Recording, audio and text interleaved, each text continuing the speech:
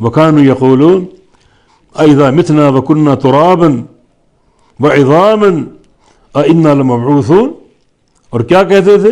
أَإِذَا مِتْنَا، جب ہم مر جائیں گے، وَكُنَّا تُرَابًا مٹی ہو جائیں گے، وَعِظَامًا ہڈیاں ہو جائیں گی، ہڈیاں نکل آئیں گی، گوشت مٹی بن جائے گا، اور بالآخر ہڈیاں بھی ختم ہو جائیں گی، أَإِنَّا لَمَبْعُوثُونَ، تو کہ ہم دوبارہ اٹھائے جائیں گے قیامت کے دن؟ بعث یعنی بعث بعد الموت، دوبارہ اٹھائے جائیں گے ہم او آباؤنا الاولون، یہ ہمارے پچھلے باپ دادا جو مر چکے، قبروں میں جا چکے، وہ بھی اٹھائے جائیں گے، جن کا وجود ناپید ہو چکے، جن کو ہم دفن کر چکے، جن کے وجود مٹی بن چکے، ہم اور وہ اٹھائے جائیں گے۔ آبا ابن کی جمع باپ کے معنی میں، اولن اول کی جمع یعنی آباؤنا الاولون، پچھلے ہمارے جو باپ اور دادا اور پردادا جو گزرے، جن کو ہم نے قبروں میں دفن کیا، وہ اٹھائے جائیں گے دوبارہ۔ ہڈیاں ختم ہو گئیں، گوشت مٹی بن گیا، دوبارہ کیسے جمع ہو سکتے ہیں، کیسے اٹھائے جا سکتے ہیں؟ قل کہہ دو، ان الاولین والآخرین، بے شک سارے اولین و سارے آخرین، سارے گزرے لوگ اور سارے بعد میں آنے والے لوگ، لمجموعون الی میقات یوم معلوم، البتہ تحقیق جمع کیے جائیں گے، ضرور جمع کیے جائیں گے، مجموع جمع سے جمع کیے جائیں گے، الی میقات یوم معلوم، یوم معلوم کے میقات پر۔ یوم معلوم معین دن قیامت کا، جس کا علم کسی کو نہیں، اللہ کو ہے۔ اس دن میں کوئی تقدیم و تاخیر نہیں، اور اس کا بھی میقات معین دن کے وقت معلوم پر جمع کیے جائیں گے۔ اللہ تعالیٰ جانتا ہے وہ دن کون سا ہے، اور اللہ جانتا ہے وہ وقت کون سا ہوگا۔ جب وقت آئے گا، ایک لمحہ نہ آگے نہ پیچھے، اور قیامت قائم ہو جائے گی۔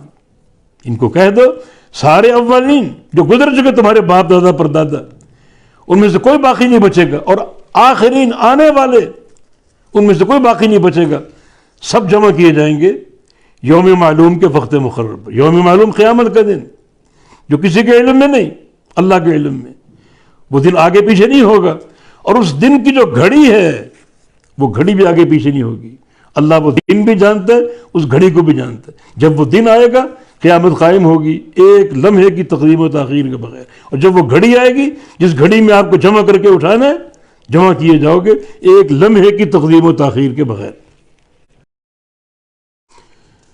پھر تمہارا انجام جہنم ہے۔ پھر کیا ہوگا؟ ثم انکم ایھا الضالون المکذبون، پھر بے شک تم ایھا اے الضالون گمراہ لوگو، المکذبون جھٹلانے والے۔ ضال وہ گمراہ ہے جو جان بوجھ کے گمراہ ہو، اس کی گمراہی میں نسیان نہیں، بھول چوک نہیں، آمدن گمراہ۔ اور مکذبون جھٹلانے والے، اے گمراہ لوگو، اے جھٹلانے والو، پھر تم لوگ لآکلون البتہ ضرور کھاؤ گے، من شجر من الزقوم، من زقوم، من شجر من زقوم، زقوم کے درخت کو۔ یہ زقوم بڑا خطرناک درخت جو قیامت جہنم میں ہوگا، ہم اس کو تھوہر کا درخت بولتے ہیں، ان کڑوا ترین اور کانٹوں والا۔ تھوہر کے درخت کو کھاؤ گے تم جہنم میں۔